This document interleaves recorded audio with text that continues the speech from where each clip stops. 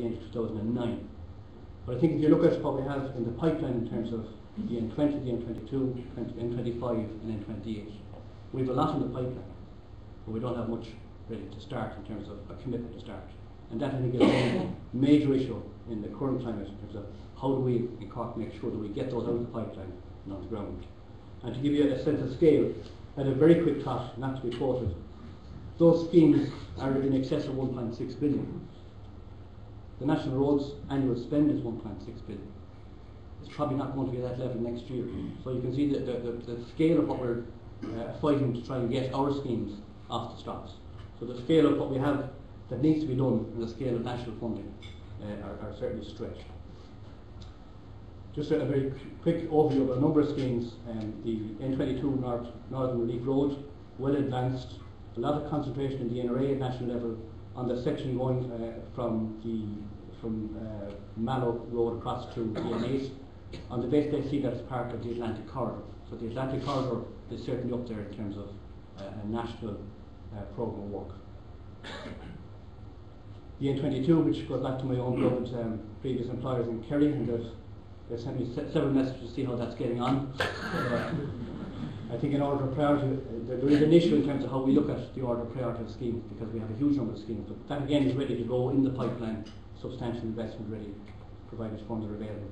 And the N28, which has been much talked about and caused a lot of grief to us all in terms of the start date.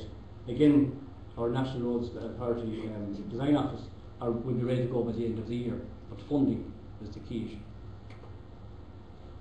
More importantly, I think, and sometimes forgotten, is the infrastructure that's hidden in the ground and most of us don't see it. And in Cork County Council's case, I think if you look at the national funding level, the Water Service Investment Programme, WSIP, is costed at about 5.8 billion. It's probably over 6 billion at this stage. And in Cork County Council, just to give you an order of scale, we have a programme valued at 685 million. If you look at that and compare to our National Roads programme, it's substantial, but you don't tend to see it because it's under the ground. In 2008, we've achieved spending 76 million.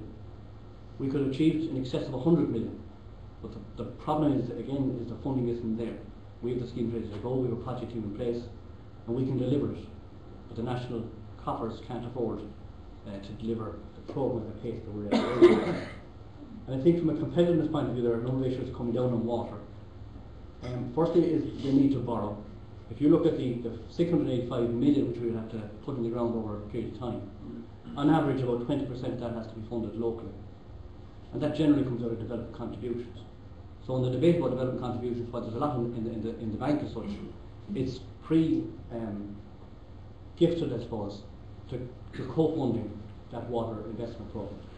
And if we're to keep up with the pace, we need to borrow. And the current climate, we've received, I suppose, very negative vibes from the Department of the Environment in terms of borrowing forward. So that programme is looking like the roads programme, beginning to slow down.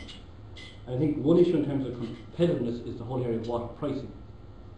If you spend 685 million over the next couple of years, we all know that the capital programmes will require operational costs, and there's enormous operational costs following that investment. And the current model provides for a non-domestic charge to the business sector and funding from the centre for the domestic side. And I think there's a particular problem emerging in that model if we're going to succeed in developing that investment program. Very quickly, I suppose one of our key assets, I think, is the Anascara Water Supply Scheme. Provides about a third of all the water supply to the county as such. I think we don't see it as the asset it is. It's capable of being upgraded to about 2 or 3 times the capacity. So if you compare Cork to Dublin, it's a key asset we have and can be upgraded and can be done so very cost effectively. Glasheboy, a similar type of scheme. In terms of investments, we're investing with our partners in the city about 35 million in a landfill at Bottle Hill. It's almost ready to open. And I suppose from our point of view, our problem in opening it is, can we afford to keep it open? Capital investment has to be followed by a revenue stream. But again, I think we're well planned in having our investment in place. We've also, I suppose, invested around the county in 15 counties in a broadband scheme with 20 million worth of fibre in the ground. And again, I suppose, to drill home that message, of that 20 million, 2 million had to be found locally, and that local contribution was found from development contributions. So if we didn't have the development contributions, things like broadband wouldn't be possible on the ground. We have 15 towns currently with fibre, and as we know, the whole broadband investment programme is currently up for debate at national level. But I think what is important for the city and the class, it's vitally important in my mind for the west of the county. We can't have broadband, we'll never have the roads, we'll never have the rail, but in West Cork we do need to have the broadband. Again, something that I suppose we don't necessarily publicise that well is the investment that we've done in the whole area of industrial development over the last number of years. We have 14 sites with industrial type parks in them. That's been a contribution to making sure small businesses can start all across the county. And we have some fairly impressive industrial buildings and incubation centres. Here's an overview of our S3 Business and Technology Park in Carrigaline. 23 acres of development, about 10 million invested between land and infrastructure. We have about 3 sites sold, and one particular site is through planning at this stage for a third generation office. So that's something that we've, I suppose, invested in our own economic activity on the ground. Another one that we're very proud of is the Environmental Centre in Macroom. Again, an industrial park of about 2 million invested in this with our enterprise partners, but the park itself represents an investment of about another 7 or 8 million. So again, we have a strong record of actually making sure the economic activity is invested in as well. So I suppose turning from the past to the future in terms of the rapidly changing environment that I face as county manager with my management team and council, and that you all face yourselves, I suppose, every day we wake up, the world is slightly different than it was before we went to sleep.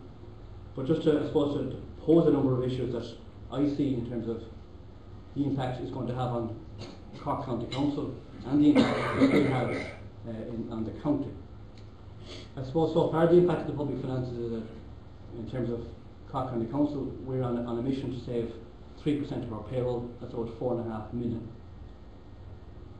We know that the Gateway Innovation Fund, which was critical to both the city and the county, has been postponed, and we expect that on the basis of quite a lot of cutbacks across departments that the government funding, which you saw in the earlier presentation, is going to be severely curtailed.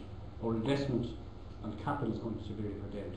So the public finances is going to hit us very quickly, and in time that's going to hit the county itself.